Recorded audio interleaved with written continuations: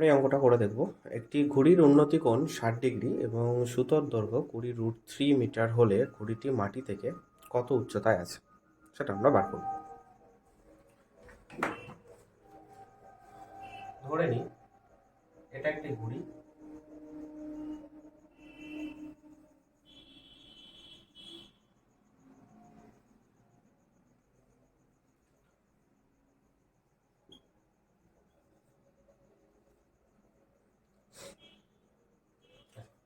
ঘড়িটা বলেছে সুতোটার দৈর্ঘ্য 20√3 মিটার,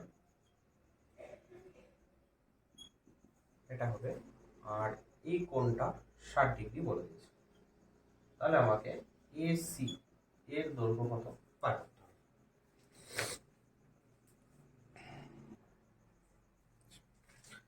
এখানে বলেছে A B equal to 20√3 metre এবং angle A B C equal to 60 degree.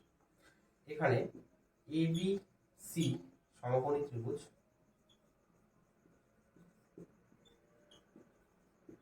যার এ বি হচ্ছে অতিভুজ ও এসি কোণ, এসি হচ্ছে লম্ব ও পিসি ভূমি। আমার যেহেতু এখানে এসির মান বার করতে বলেছে, তো এখানে আমাদের এসির সঙ্গে মানে এসি এটার সঙ্গে অতিভুজ এটার যে রিলেশন আছে সেটা বার করব। এটা কার রিলেশনে পাই? আমরা পাই sine theta. Sine theta is equal to আমরা জানি লম্ব বাই অতিভুজ, এটাকে লিখতে পারি এসি বাই এবি। থিটা কি? থিটাটাই হচ্ছে আমার 60 ডিগ্রি বলে দিয়েছে, তাহলে সুতরাং আমরা লিখব sine 60 degree is equal to AC আমাদের বার করতে হবে আর এবির মান আমাদের বলে দিয়েছে 20√3।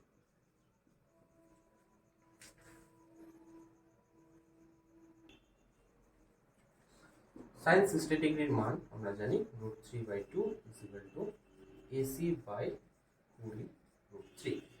তো এখান থেকে আমরা করতে পারবো এসি ইজ ইকুয়াল টু কোনাকুনি, এসি ইজ ইকুয়াল টু এটা যেহেতু এসির সাথে ভাগ আছে এদিকে আসলে গুণ হয়ে যাবে, তাহলে √3/2 গুণ 20√3, 2 দিয়ে 20 কে কাটলে 10, 10 গুণ √3 গুণ করলে হয় 3 ইজ ইকুয়াল টু 30 মিটার। এটাই আমাদের উত্তর,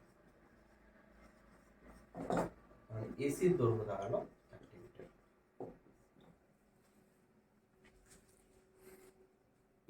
বলেছে যে এবিসি একটি সমকোণী ত্রিভুজ যার এসির দৈর্ঘ্য 100 মিটার, এবির মান বলে দিয়েছে 50√3, তাহলে আমাকে অ্যাঙ্গেল সি এর মান কত বার করতে হবে।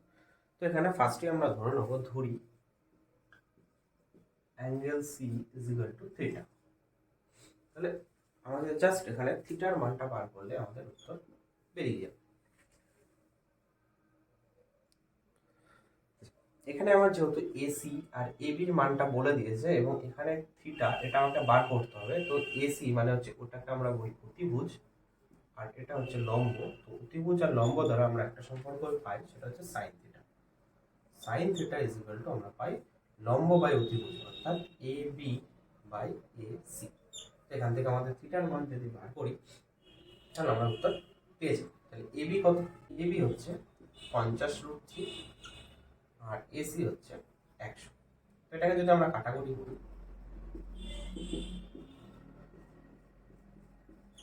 আমাদের অ্যান্সার দাঁড়াবে √3/2।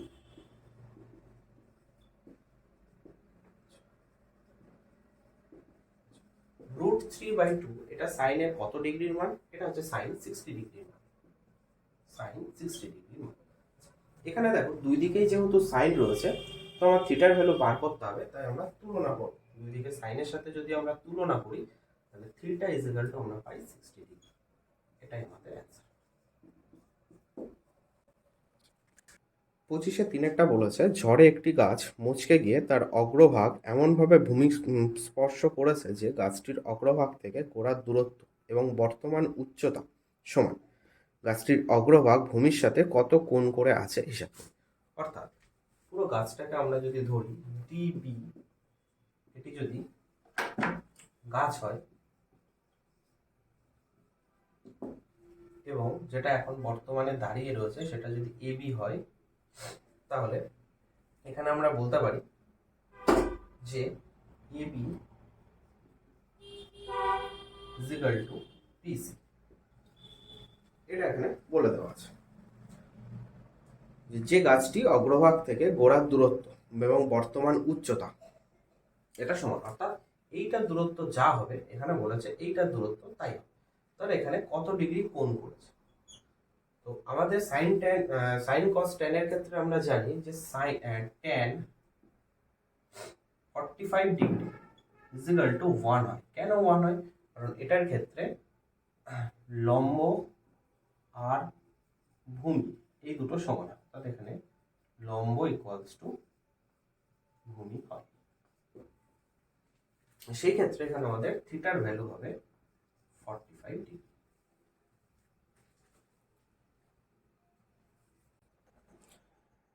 অঙ্কটা বলেছে এবিসি সমকোণী ত্রিভুজ যার বি কোণ 90 ডিগ্রি, এবির উপর ডি এমন একটি বিন্দু যে AB is to BC is to BD is equal to √3:1:1 যদি হয়, তাহলে অ্যাঙ্গেল এ সি ডি এর মান কত?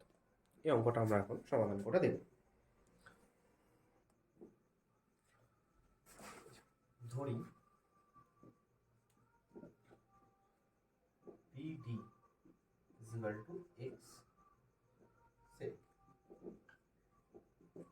সুতরাং এই অনুপাত অনুযায়ী আমরা বলতে পারবো বিডি যদি এক্স হয় তাহলে বিসিও এক্স হবে, আর এবি হবে এক্স √3।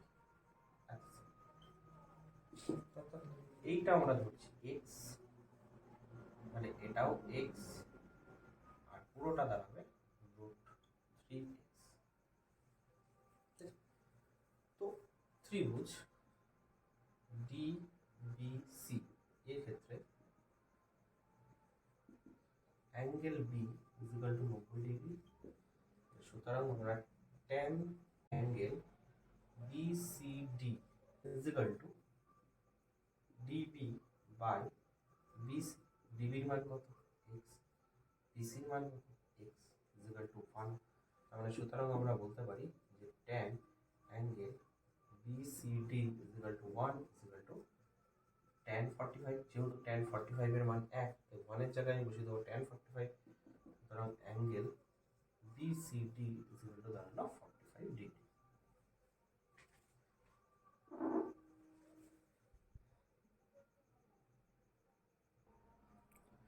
তাহলে আমরা অ্যাঙ্গেল বিসিডির মান পেলাম 45 ডিগ্রি। আবার ত্রিভুজ এবিসি এর angle B is equal to 90 degree.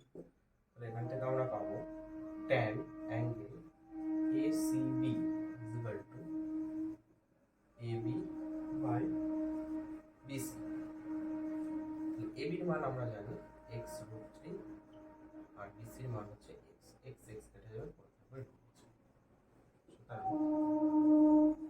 tan angle ACB is equal two √3 আমরা লিখতে পারি tan 60 ডিগ্রি।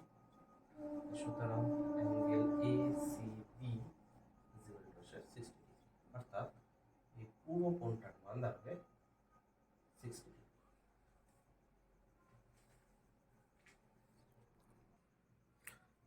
আমরা এখানে অ্যাঙ্গেল এসিবি এই পুরো কোণটার মান পেয়েছি 60 ডিগ্রি, আর এই ছোট কোণটার মান পেয়েছি 45 ডিগ্রি। পুরো এই কোণটা থেকে যদি আমরা এই কোণটাকে বাদ দিয়ে দিই, তাহলে আমার এই কোণটা পড়ে থাকে, কারণ আমার উত্তর এটাই চেয়েছে, আমরা সেটাই করব। Angle ACB is equal two minus angle BCD is equal to 60 degree minus 45 degree. এই দুটোকে মাইনাস করলে আমরা কাকে পাবো? অ্যাঙ্গেল এসিডি কে। মান হবে 15 ডিগ্রি।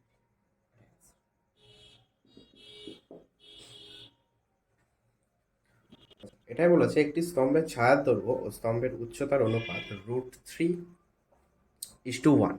অর্থাৎ বলে দিয়েছে যে AB is to BC equal to √3:1। তাহলে সূর্যের উন্নতি কোণ কত?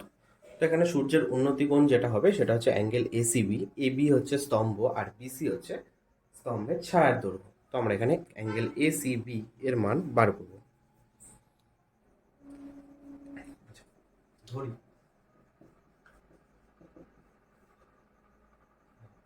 BC equal to x metre. সুতরাং AB equal to x root three. যেহেতু এখানে এবি আর বিসি অর্থাৎ লম্ব আর ভূমি বলে দিয়েছে, সেই ক্ষেত্রে আমরা ট্যান কে ইউজ করব। Tan angle ACB equal to AB by BC.